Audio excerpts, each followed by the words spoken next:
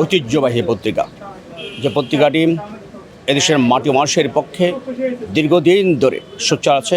সেই দৈনিক সংগ্রামের প্রতিষ্ঠাবার্ষিকী শুভলগ্নে এই পত্রিকার সকল সাংবাদিক, কর্মকর্তা, কর্মচারী, কলা কৌশলী সহ পরিচালনা পর্ষদের সদস্যদেরকে আমি আন্তরিক অভিনন্দন, শুভেচ্ছা জানাচ্ছি।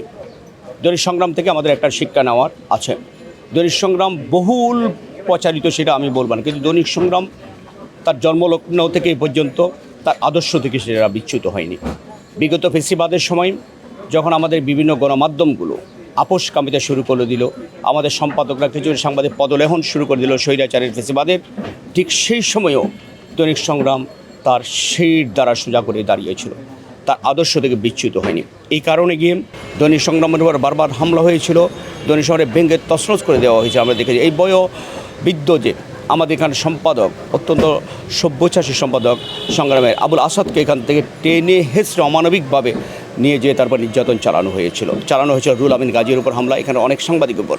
কিন্তু সংগ্রাম এত নির্যাতনের পরও তার আদর্শ থেকে কিন্তু বিচ্যুত। সে বাংলাদেশের কথা বলেছে, বাংলাদেশের মাটি মানুষের কথা বলেছে, স্বাধীনতা সার্বভৌমত্বের কথা বলেছে। একটি বারের জন্য ফেসিবাদের কাছে তারা মাথা নত করেনি।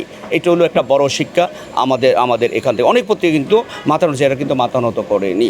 অর্থাৎ শির দ্বারা সোজা করে দাঁড়িয়ে থেকেও যে সাংবাদিকতা করা যায়, শত নির্যাতনের মধ্যে সাংবাদিকতা করা যায়, সেটা কিন্তু সংগ্রাম দেখিয়েছেন। আমাদেরকে এই শিক্ষাটা অন্তর সংগ্রাম থেকে আমরা নিতে পারি। আপনাদের সবাইকে অগ্রণ ধন্যবাদ।